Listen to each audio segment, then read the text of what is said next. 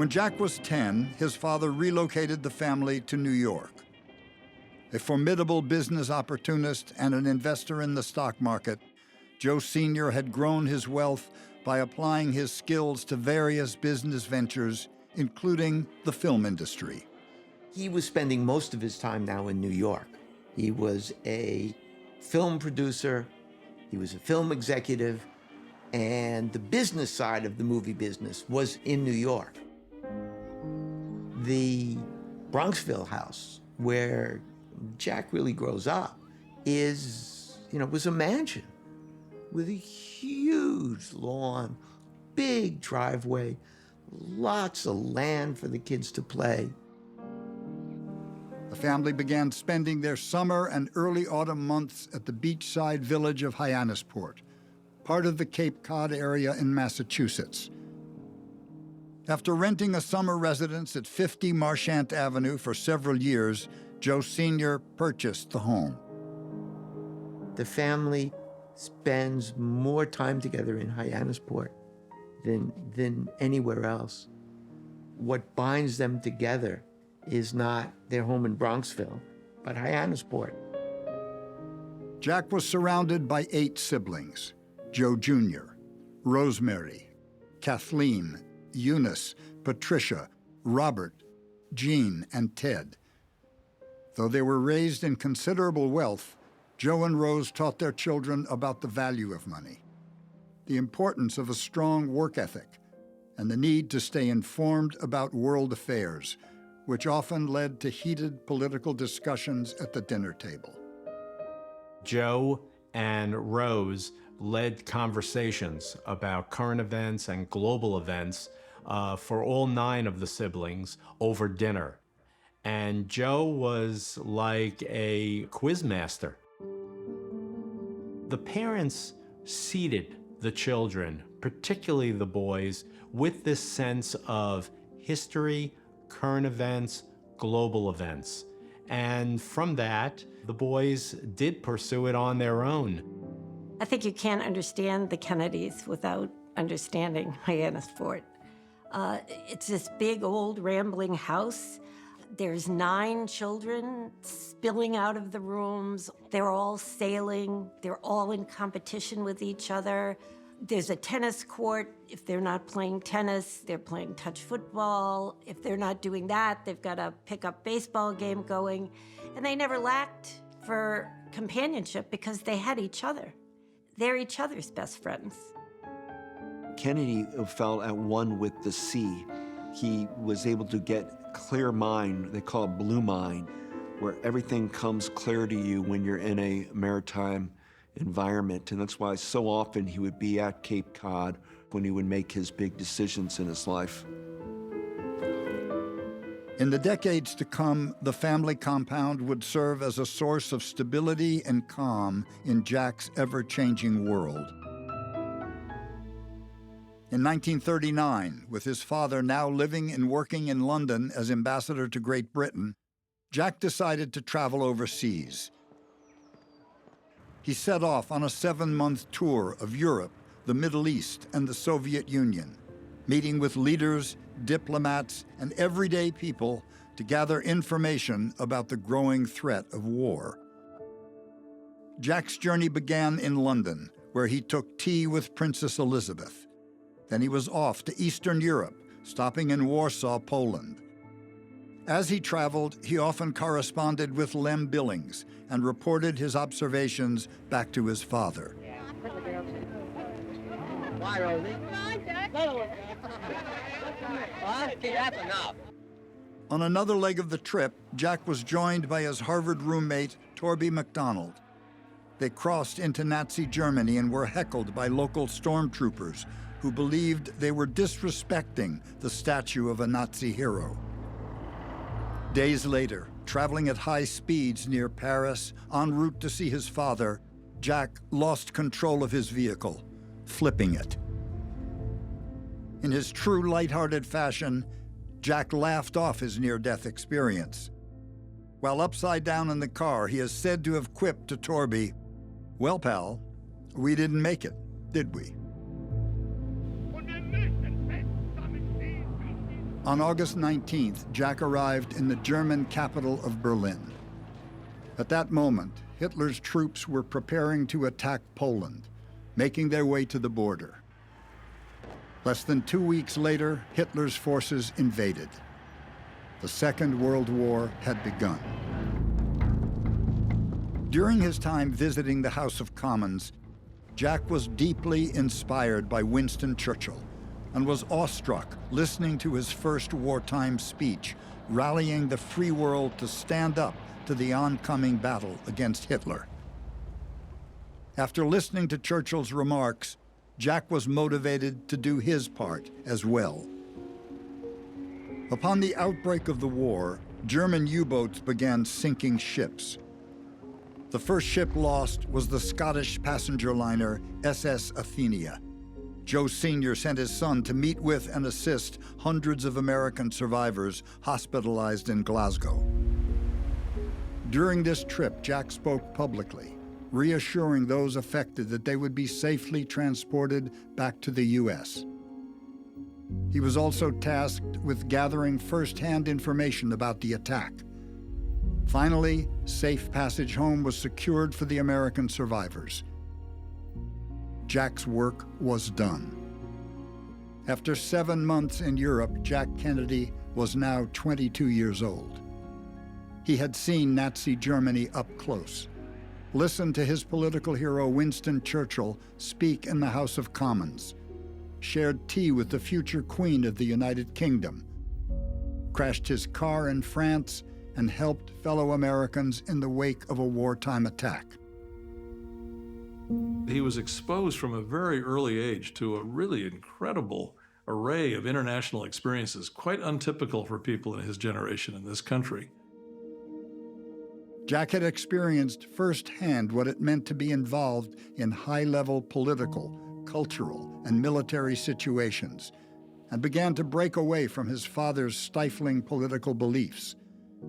His whirlwind tour of Europe laid the foundations of a new worldview that would evolve for years to come. I think it was just the self-confidence that Jack got from traveling abroad, from being on his own, from being encouraged through all of those early meals led by Joe and Rose to think for himself, that he eventually did think for himself, and from his travels came to different conclusions than Joe came to, that America needed to play a prominent role on the world stage if freedom were to prevail.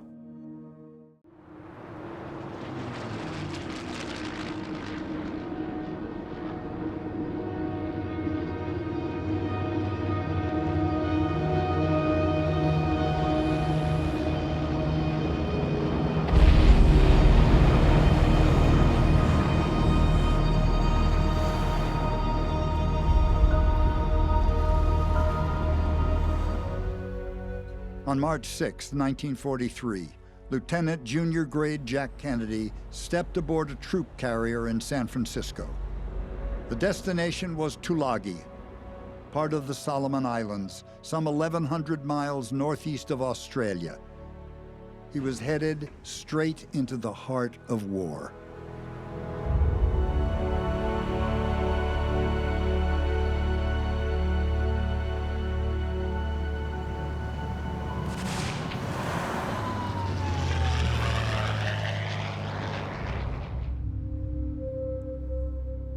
On August 1st, 15 PT boats, including Jack's PT-109, set off toward the Blackett Strait at 6:30 p.m.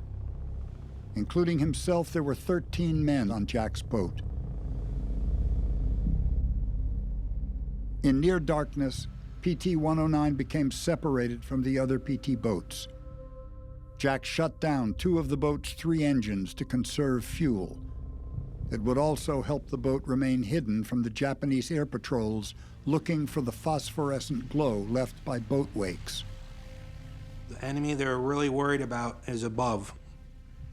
And if they make a wake, not only are the aircraft going to see them, if there's enemy ships about, they will also see them. Oftentimes, if the PT boats were deployed and they were waiting for Japanese ships to arrive, they would be idling, meaning they would be operating at one engine instead of three, very low speed, almost idling in place. PT-109 idled. Under the moonless sky, the crew noticed movement on the water in the pre-dawn hours of August 2nd. Jack and his men struggled to identify the shape in the darkness. As the wake grew closer, the outline of a massive ship emerged. Moving towards them was the towering Japanese destroyer, Amagiri. And she is speeding directly towards PT-109. Kennedy tries to turn, but there's really no time. The Amagiri collided violently with Jack's boat. The Japanese destroyer sliced through PT-109, causing fuel to explode into a raging fire more than 100 feet tall. 2 of Jack's men were killed instantly, and the remainder scrambled to escape the flaming wreckage. Kennedy himself is thrown against the bulkhead. He re-injures his already bad back. The Japanese destroyer doesn't even slow down. They just want to get out of there. So they just power right through and keep going. And the gasoline spreads out over the ocean and it's on fire. Amidst the chaos, Jack dove into the dark waters to save badly burned sailor Patrick McMahon. That guy was just a common sailor that he saved his life. So that's the things that really made me admire him most, I think, his courage. Paddling in cold water for hours, Jack ordered his most severely injured crewmen to cling to a small plank that had splintered from the boat. Some of them had swallowed gasoline, some of them were burned, some of them had been crushed against the boat. But McMahon was the worst off. He had been severely burned.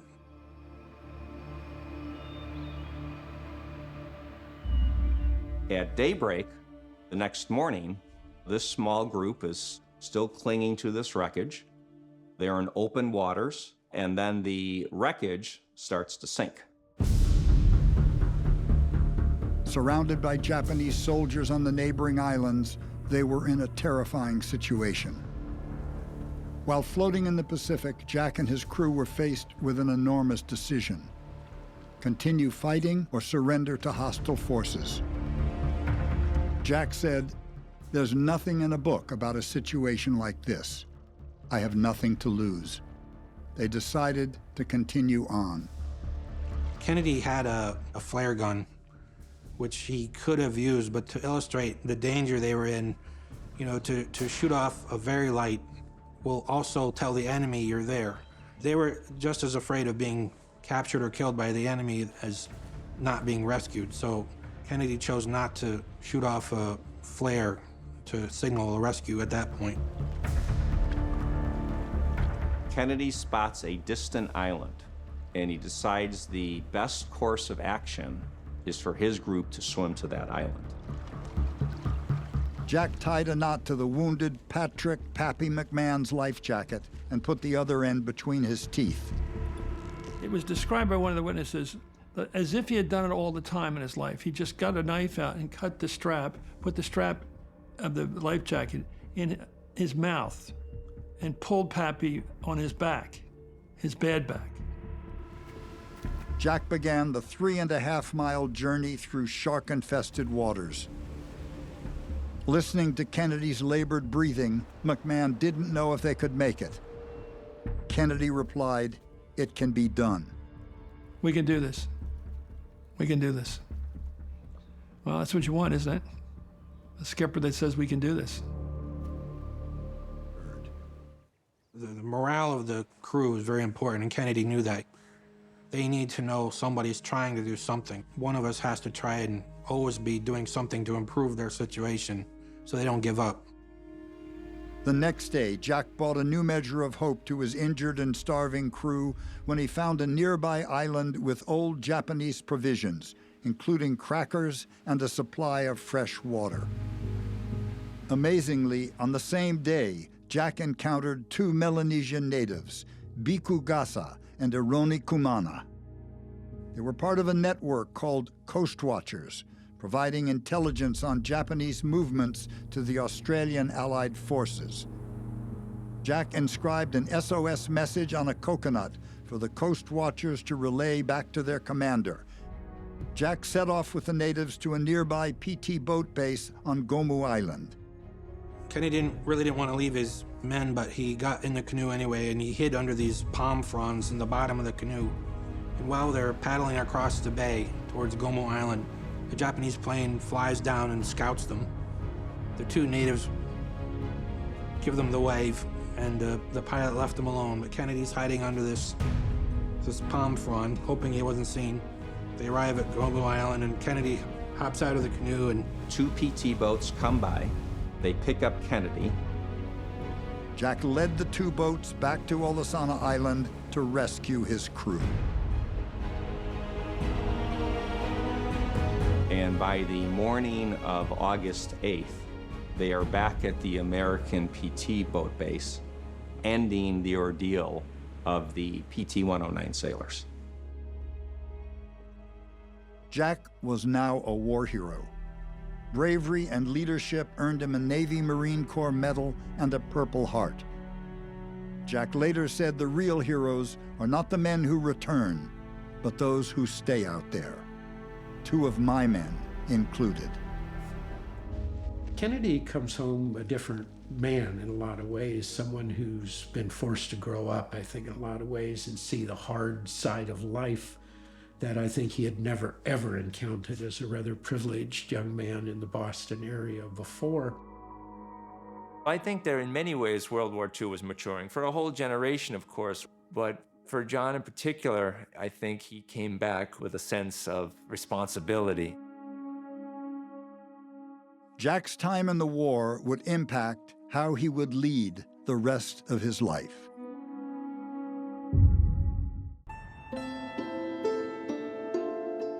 Kennedy first laid eyes on his future wife at a Georgetown dinner party in the spring of 1951. He wouldn't see her again until the spring of 1952. Like Danish journalist Inga Arvad years before, this woman fascinated him. Born Jacqueline Lee Bouvier on July 28, 1929, in Southampton, New York, her mother, Janet, was Irish, and her father, John Blackjack Bouvier, was of French, Scottish, and English descent.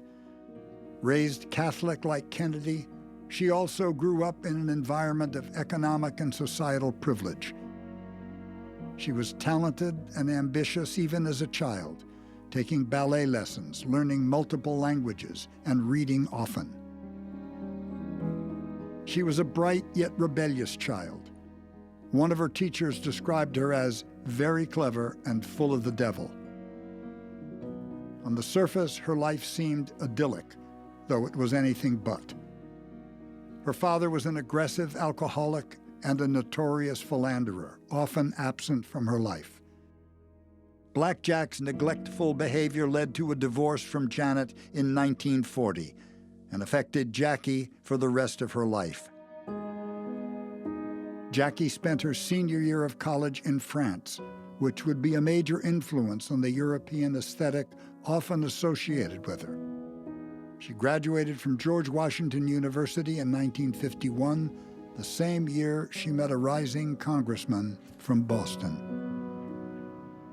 When Jackie first met Kennedy, she thought he was a man who clearly did not want to marry. But he leaned across the dinner table and asked for a date in May 1952. For Kennedy, who was interested in history, politics, and literature, he was at first taken aback by Jackie's intelligence, then entranced. Despite the clear attraction between Kennedy and Bouvier, others were wary of the relationship. Members of Kennedy's inner circle warned Jackie about his womanizing ways. You know, one of the legacies of being Joe Kennedy's son was that you learned very early that men were allowed to fool around, to have as many lovers as they wanted. Jack's promiscuity, is learned as a young man from watching his father. They had a sense of entitlement about what they could do that other people couldn't do, what they could get away with that other people would never think that they could get away with. As Jackie processed the news, she felt it was an inevitable masculine flaw, saying, well, that's what men do. Despite warnings, she fell for him. I mean, she knew that he had that mix of danger and charm, and I don't think she was kidding herself. She knew what she was getting into. He liked to play the field. He liked having all of these girlfriends. He liked having young women around and cared little about marriage. It was his father who actually sort of put the pressure on him, saying, if you want a national political career, you can't be this carefree bachelor. You need to get married. You need to be respectable. There's no secret that he was cheating on her constantly, and she was aware of it. She looked the other way, in part because that was how she was raised in the upper echelon of society, to accept it. But she was devoted to him. I would say that there was love throughout. I would say that, from the beginning all the way to the end. On the evening of June 24th, 1953, the couple shared dinner at Martin's Tavern in Georgetown. That evening, at booth 3, Jack proposed to Jackie, and she said yes.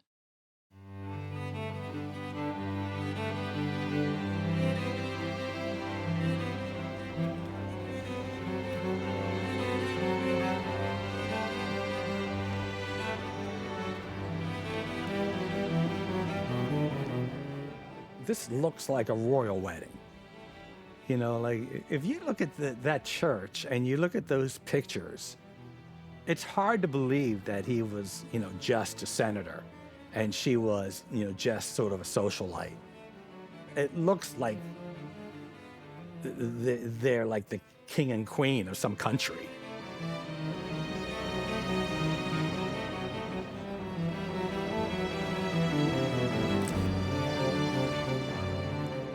Kennedy later sent his parents a note which read, "At last, I know the true meaning of rapture. Thanks, Mom and Dad, for making me worthy of her." Jackie had a certain sense of order and her own set of standards for furniture, food, fashion, and aesthetics. Kennedy, a wealthy man with a carefree style, had some adapting to do. The two had interesting intellectual conversations where Kennedy found he could speak to her as an equal, from incoming reports on Indochina to works by classic writers like Voltaire. Jackie translated books from French to English for him. Jackie was very well read. She loved to read and she loved to write. She was a very creative person. She loved to paint. By January 1954, they had settled into their new home in the Georgetown neighborhood of Washington, D.C. A new chapter in the Kennedy story had begun. Following Stevenson's defeat and Eisenhower's re-election, the Kennedy family gathered at Hyannisport for Thanksgiving in 1956. Kennedy and his father Joe are huddled in a small study discussing the future. After Kennedy's surge in popularity at the Democratic National Convention, questions arose about a presidential run. Kennedy listed every reason why he believed running for president was a bad idea. His father countered each point one by one. The two went back and forth until the conversation reached a stalemate. Finally, Kennedy uttered 4 words that would unwittingly change the course of his life. Where do we begin?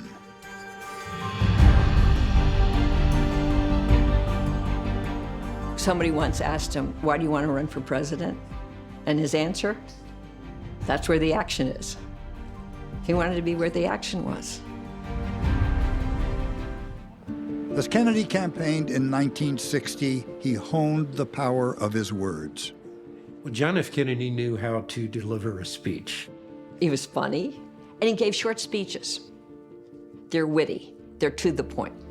They were all, at most, 6 paragraphs, maybe 12. Make them want more. I run for the presidency because, like you, I have strong ideas about what this country must do. I have strong ideas about the United States, playing a great role in a historic moment when the cause of freedom is endangered all over the world. These are rhetorical devices to make your words more powerful. But that particular accent and the particular pacing and all of that, I don't think anybody's come anywhere close to it. This is somebody who gives speeches that make people want to get up and march somewhere. Now, ladies and gentlemen, I ask your help. I ask your help in building the United States. I ask your help in reestablishing the prestige and strength of our country. I ask your help.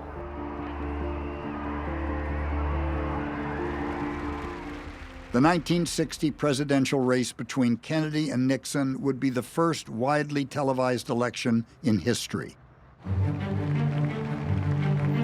If the American people couldn't see their candidate in person, they could watch him from the comfort of their own home. The candidates would debate 4 times, arguing their case to the nation. The candidates need no introduction. The Republican candidate, Vice President Richard M. Nixon, and the Democratic candidate, Senator John F. Kennedy. The president gained, America gained, by continuing the dignity, the decency that has characterized us, and it's that that keeps the prestige of America up, not running down America the way Senator Kennedy's been running her down. Much as Richard Nixon is criticized, he mounted the stage of the Republican Party on 5 separate occasions to accept the nomination for national office. 3 times for president and twice for vice president. He was formidable. I really don't need Mr. Nixon to tell me about what my responsibilities are as a citizen.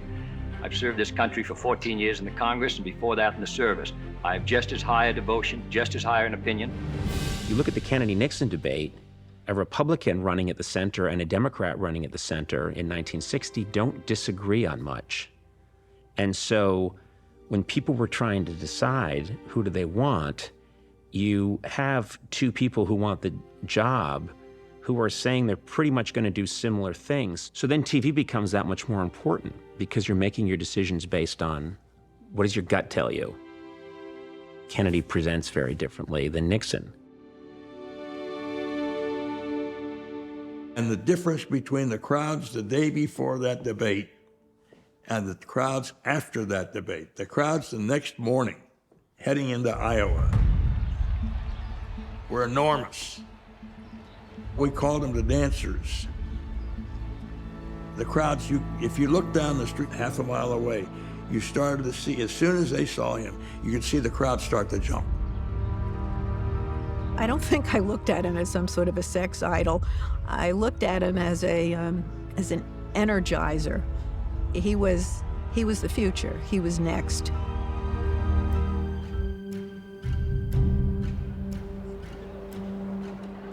Finally, Election Day had arrived.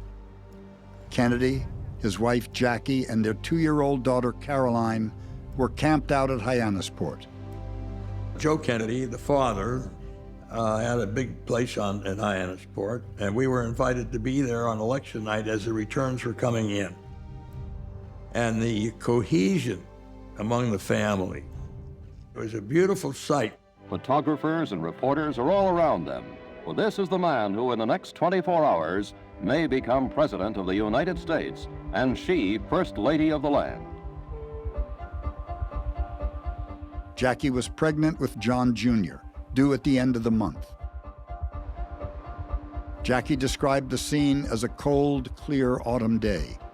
She would later remember her husband as restless but quiet, spending some time in the sun and then trying to nap. From the very beginning, it becomes obvious that this is going to be a close election. the television networks have made elaborate preparations to broadcast the election returns as they come in from the different parts of the country. Huge tally boards post the returns as they come in minute by minute, hour by hour. The excitement of being there, watching the returns coming in, it was neck and neck all night.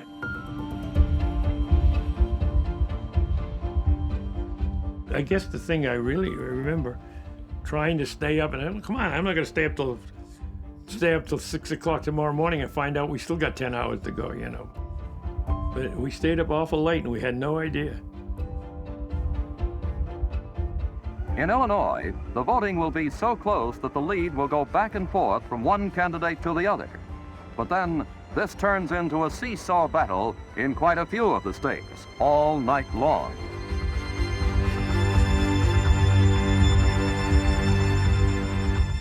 As darkness set over Cape Cod, Kennedy hung up the phone with his brother Bobby after learning the numbers would not be in for hours. He retired to his bedroom.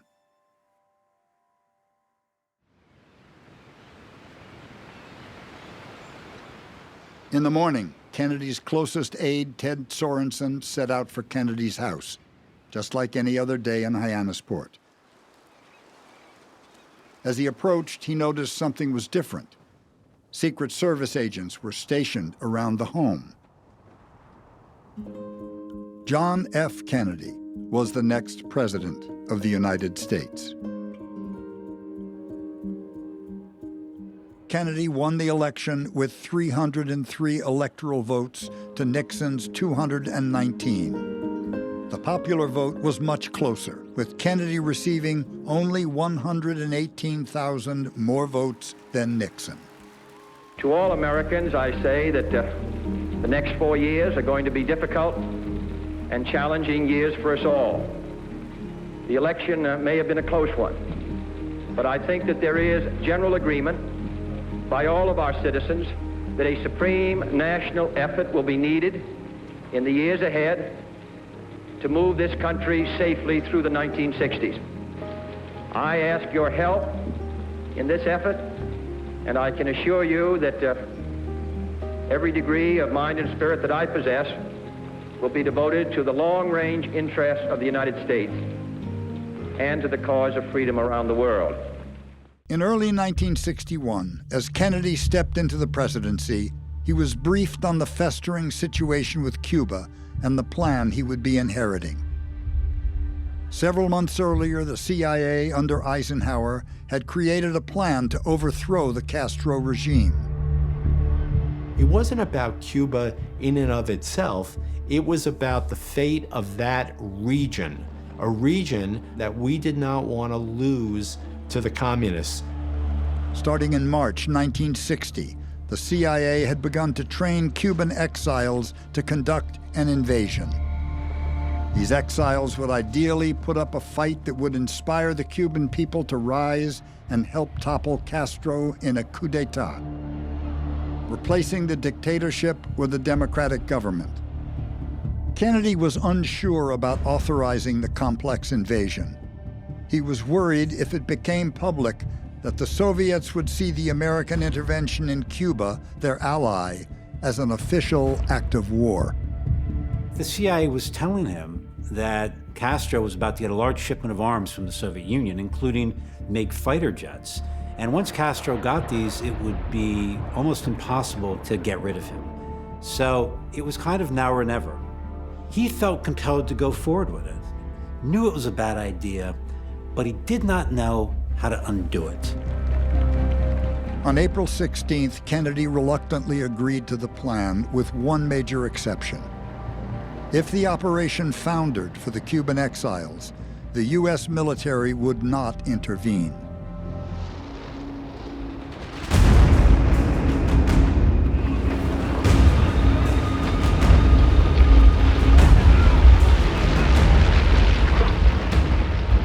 On the morning of Monday, April 17th, the exiles had landed near the Bay of Pigs, and the invasion had begun. It was such a magnificent feeling. We're here, we're going to do it. And a few minutes later, we hear this other airplane shooting at us.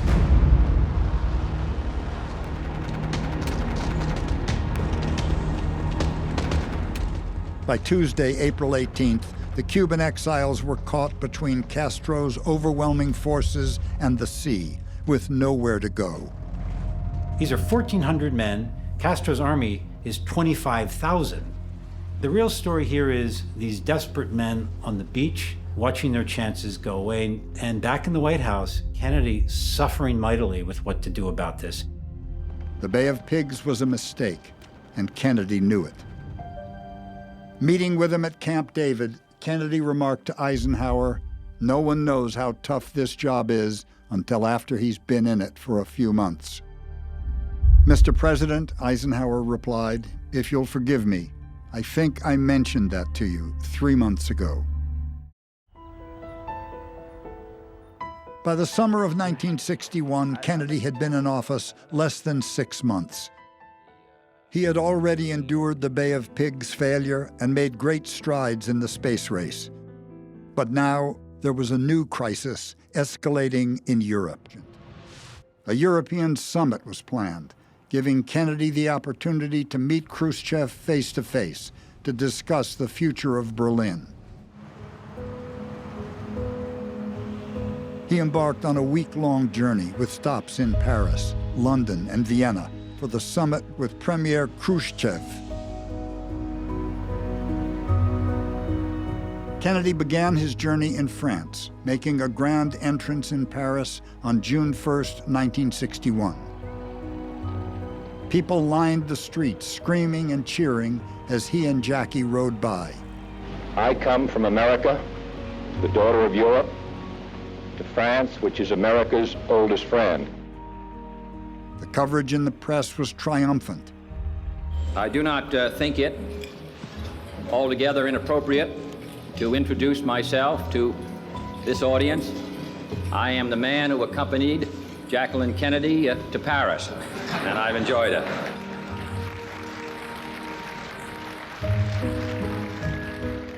Though the trip started out bright and celebratory in France, it was about to take on a far more serious tone. Kennedy was finally going to meet face-to-face with Nikita Khrushchev. Vienna, June 4th, 1961. We are very grateful to the city of Vienna and to the government of Austria for permitting us to meet on this most important occasion in an effort to improve the prospects for more general understandings between people. Kennedy knew the world was watching, and this conversation would determine the future of the nation. If an agreement could not be reached with the Soviet Union, the ongoing tensions between the two superpowers could reach a boiling point.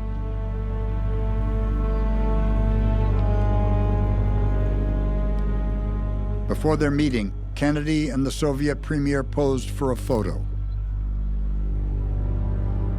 The president was tense, but eager to stand his ground. The idea that a young man who came from privilege could possibly have the toughness to operate on a global scale vis-a-vis Khrushchev made Khrushchev laugh. Kennedy says, "We are not leaving West Berlin. And if you interrupt freedom of access to West Berlin, freedom of daily life in West Berlin, that is grounds for war." No advantage or concession was either gained or given. No major decision was either planned or taken. No spectacular progress was either achieved or pretended. Kennedy's meeting with Khrushchev in Vienna ended without a clear resolution. Though conflict had been narrowly avoided, things were far from over between the United States and the Soviets. One letter, one announcement, or one misstep could lead to war, and Kennedy treaded lightly in the political minefield.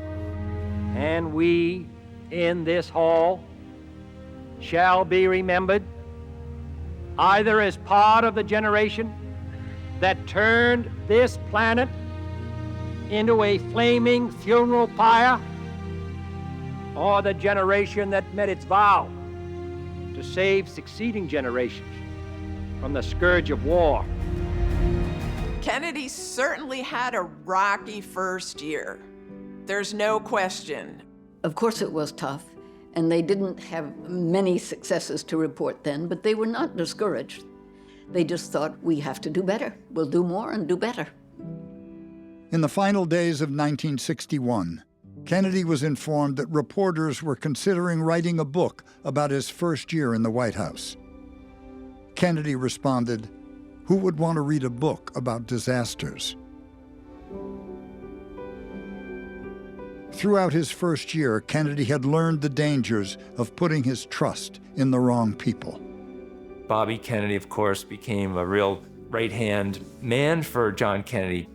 Joe Kennedy told the boys when they were growing up, stick together. When Jack became president, and in the aftermath of the Bay of Pigs, this stick together doctrine became something that Jack lived. He stuck together with Bobby, and whenever he had a foreign policy challenge, he most valued Bobby's advice. A year full of mistakes and lessons learned came to a close.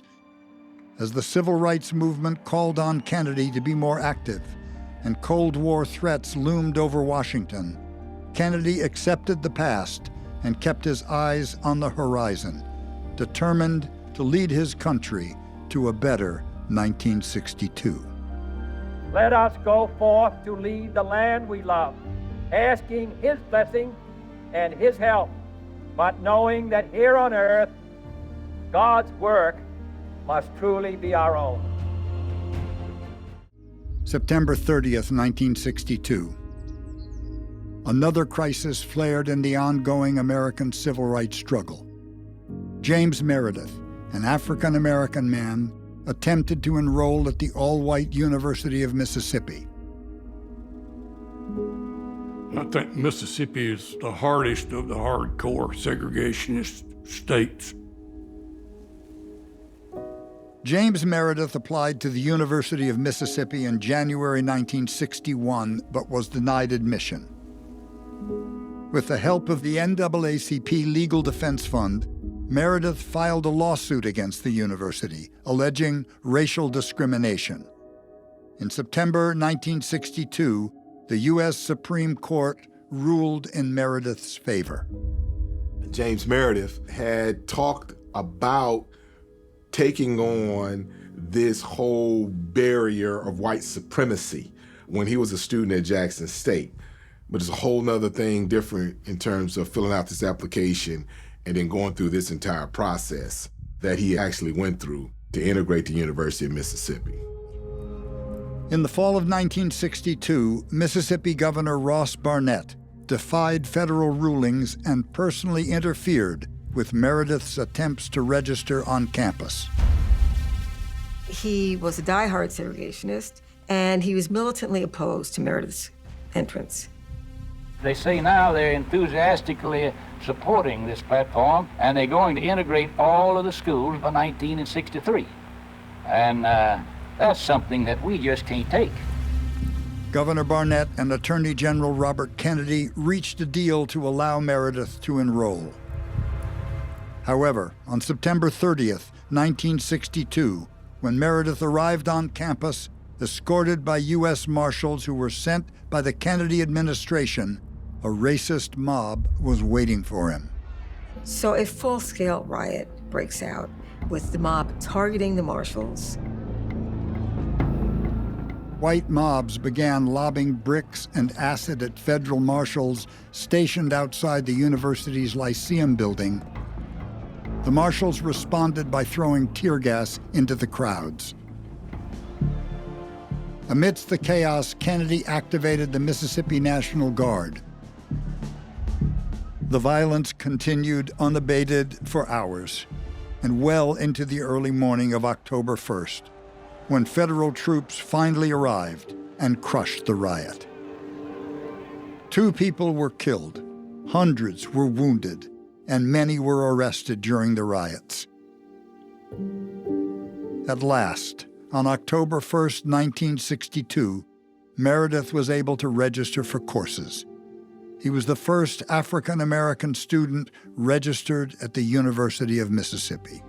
Kennedy was not by nature a big risk taker, but he was by nature a responsible leader. He was one of those that took a long time to make a decision.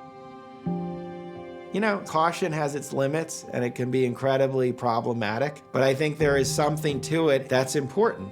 Even when the stakes are intense and deadly and every minute counts. Over time, Kennedy would learn the presidency could only be a tool for change if the one who held the office had the courage to act.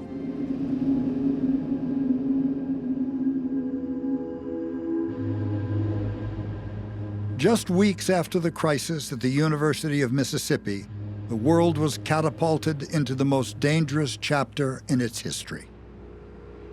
As early as August 1962, Director of Central Intelligence John McCone began to receive unusual intelligence reports.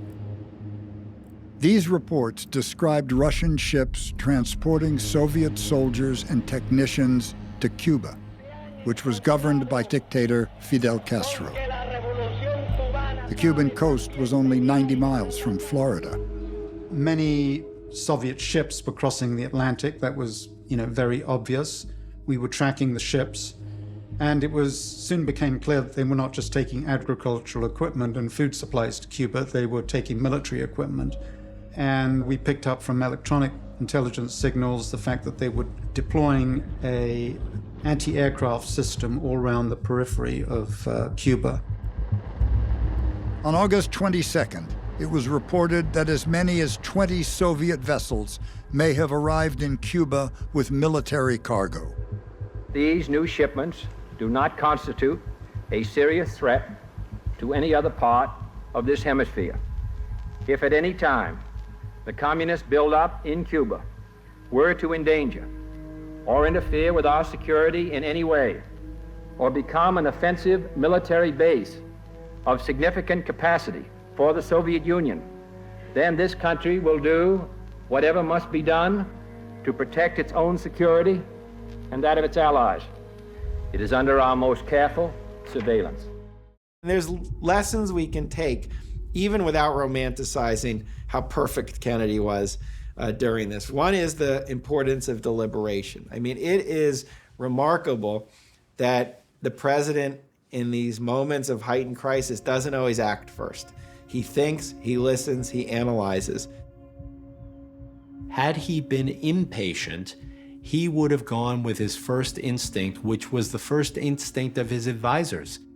But he looked at Khrushchev not as a madman, but as a fellow politician who has gotten himself in a pretty rough spot.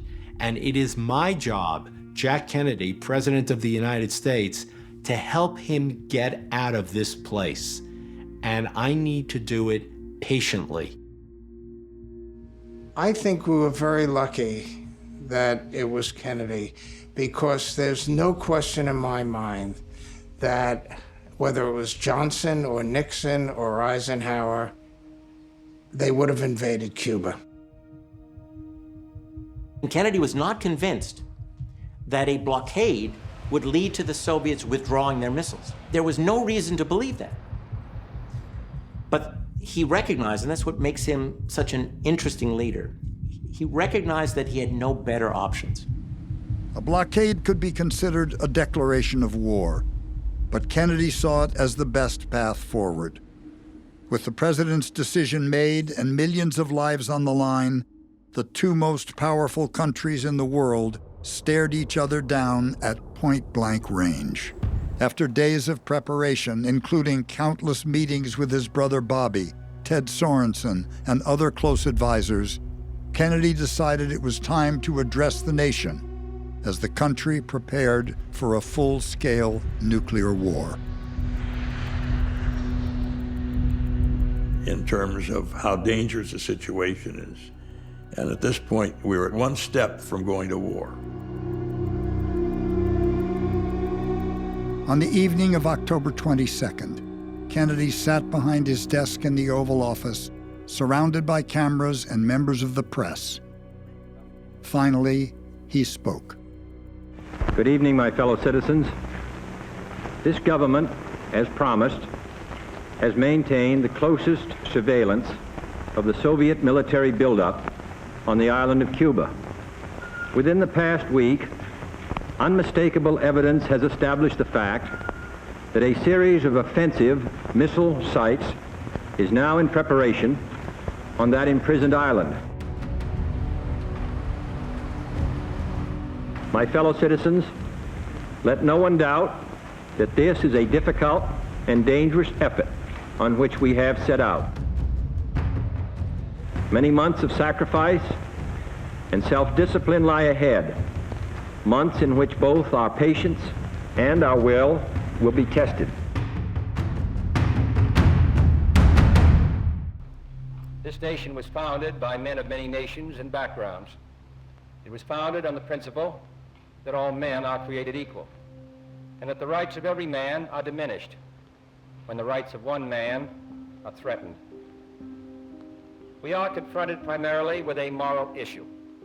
It is as old as the scriptures and is as clear as the American Constitution. The heart of the question is whether all Americans are to be afforded equal rights and equal opportunities, whether we are going to treat our fellow Americans as we want to be treated. At the 11-minute mark, if you watch it, you see that Kennedy is beginning to ad-lib. He's speaking extemporaneously. We have a right to expect that the Negro community will be responsible, will uphold the law, but they have a right to expect that the law will be fair, that the Constitution will be colorblind, as Justice Harlan said at the turn of the century. This is what we're talking about, and this is a matter which concerns this country and what it stands for. And in meeting it, I ask the support of all of our citizens. Thank you very much. Kennedy's speech marked a historic turning point in American history. However, racial hatred continued to haunt America. Hours later, prominent NAACP Mississippi Field Secretary Medgar Evers was assassinated outside of his home. His murder shocked the nation and illustrated the urgent need for civil rights legislation. Within a week, Kennedy sent his sweeping civil rights bill to Congress. The bill would unilaterally ban racial discrimination in public places, including restaurants, hotels, and stores. Another provision would increase the Attorney General's speed and ability to assist with the integration of public schools. It's robust. It directly forces the state to not adhere to states' rights, that the federal government will intervene if you do not actually enforce federal law. Things that folks have been asking him to do for years. Kennedy's administration began a series of private White House meetings and conferences with more than 1,000 people from around the country, representing education, women's organizations, the South, and religious institutions. The goal was to discuss the proposed civil rights bill and Kennedy's expectations for how these groups could responsibly adhere to the bill and reliably carry out its values. He really had no choice. Morally and politically, he had no choice but to introduce a civil rights bill. I'm not sure that I'm the most popular political figure in the country today in the South, but that's all right. I think that we'll have to wait and see a year and a half from now.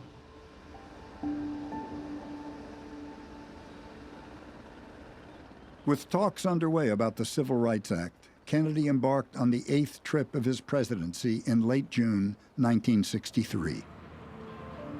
His travel schedule included a visit to West Berlin, a meeting in England with his good friend, British Prime Minister Harold Macmillan, and a long-awaited visit to his ancestral home of Ireland.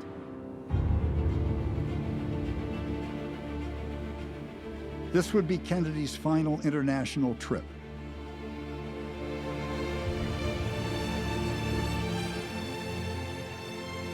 When Kennedy arrived in Germany, he made his long-awaited visit to the Berlin Wall, on June 26, 1963.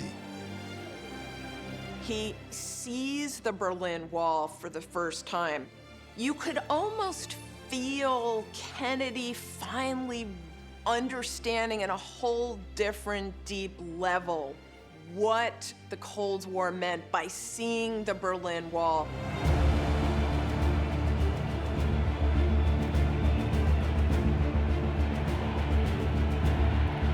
And so he said, for people who don't understand what is this Cold War conflict, come here, come look at this.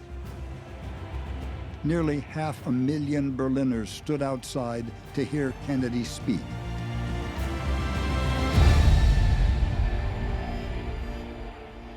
It was a larger crowd than he had ever seen. There are many people in the world who really don't understand, or say they don't, what is the great issue between the free world and the communist world. Let them come to Berlin.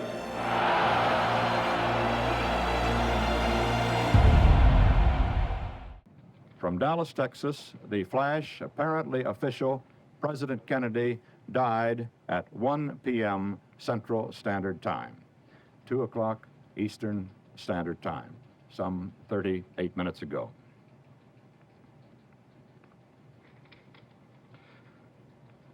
Vice President Lyndon Johnson has left the hospital in Dallas, but we do not know to where he has proceeded. Presumably, he will be taking the oath of office shortly and become the 36th President of the United States.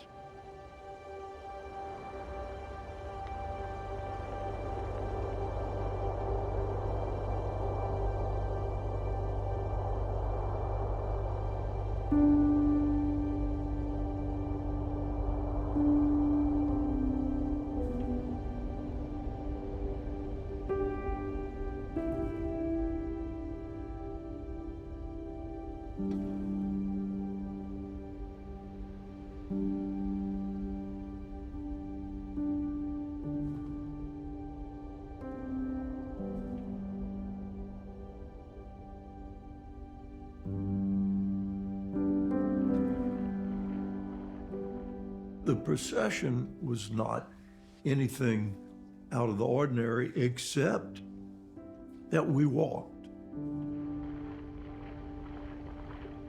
We walked slowly all the way to the Capitol.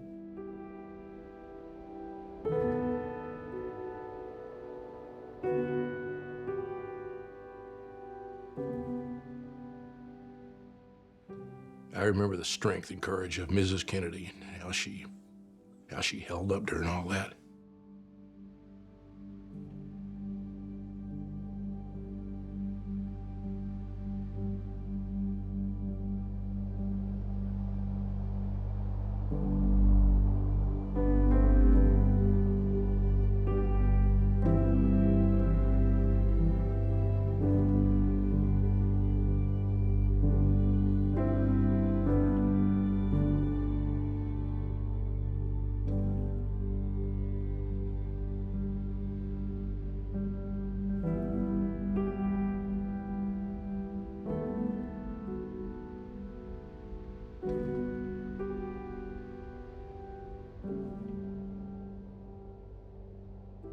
I don't think I'll ever forget when the caisson passed with the coffin and little John stepped out. It saluted.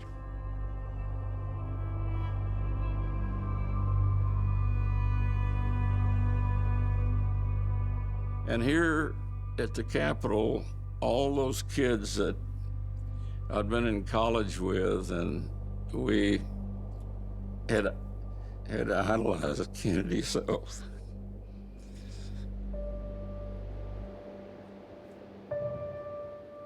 They're lined up blocks, and they drove from Utah, California, Texas, just passed by the casket.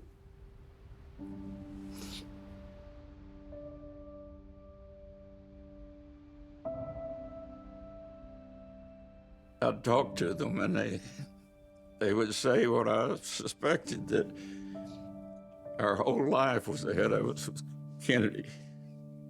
And we lost it.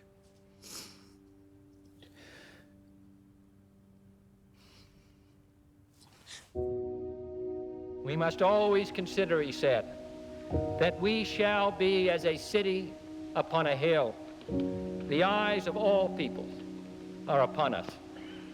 I ask for your help and your prayers as I embark on this new and solemn journey.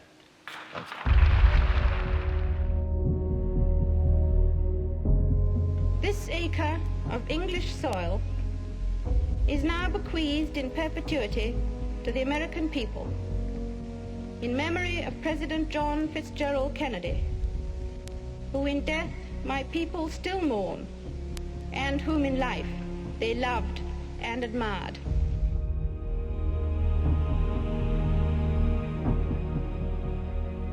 Our nation is bereaved. The whole world is poorer because of his loss. But we can all be better Americans because John Fitzgerald Kennedy has passed our way. And now that he is relieved of the almost superhuman burden we imposed on him, may he rest in peace.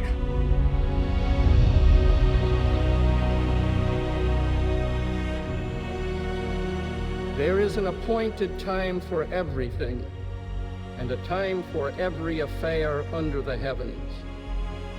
A time to be born, and a time to die. A time to plant, and a time to uproot the plant. A time to kill, and a time to heal. A time to tear down, and a time to build. A time to weep, and a time to laugh. A time to mourn, and a time to dance. When he shall die, take him and cut him out in little stars, and he shall make the face of heaven so fine that all the world will be in love with night and pay no worship to the garish sun. But the woods are lovely, dark and deep, but I have promises to keep, and miles to go before I sleep, and miles to go before I sleep. We're traveling along that river of history from the past towards the future. And the only way to have some idea of where we're going in that future and how we can plot our little ships is to understand where we've been, where we're coming from. History is absolutely critical for an understanding of who we are, and where we're going. John Fitzgerald Kennedy is a unique character in U.S. and world history. I saw the First World War at age 21 in 1963 as ancient history. Today, I look back on the Kennedy era as something that is still present in my mind.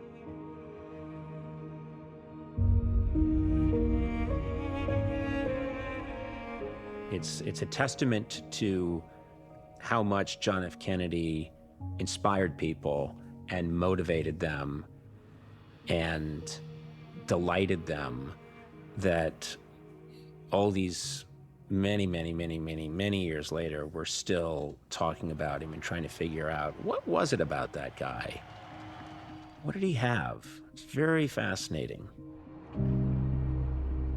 John F. Kennedy left the world that day in November 1963, but his words still remain, ingrained in the very fabric of our national conscience. They echo through every room in the White House, every chamber in the Capitol building, from Brookline to the Solomon Islands and to Washington, back home to Hyannisport.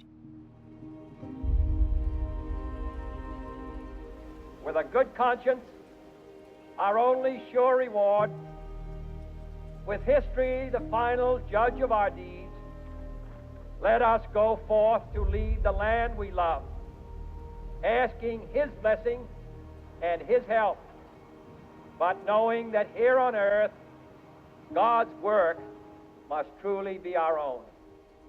That's what I think of when I think of JFK's legacy, you know, that every man can make a difference and everyone should try. As we continue to grow and evolve as a nation, his words are not diminished by time. They remind us who we are, where we came from, and what we can become. Kennedy said, "There is no doubt it is a difficult and dangerous adventure, and that sacrifice and self-discipline will be needed ahead. But the greatest danger is that we sit back and do nothing. The cost of freedom is always high, but we have always paid it."